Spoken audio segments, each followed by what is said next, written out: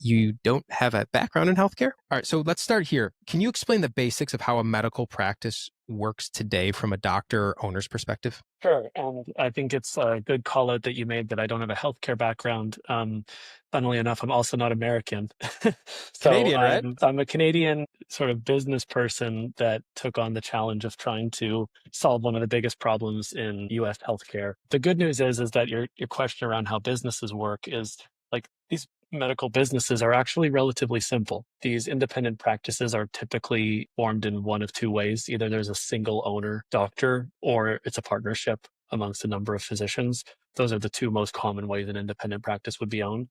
And their businesses are relatively simple. They have one revenue line item in most cases, which is revenue from seeing patients and payer reimbursements. And their costs are divided across, probably 10 different lines, but there's three or four really big ones, which would be rent, payroll, their EMR system, and their malpractice insurance. And that's usually the construct of a business in the healthcare space.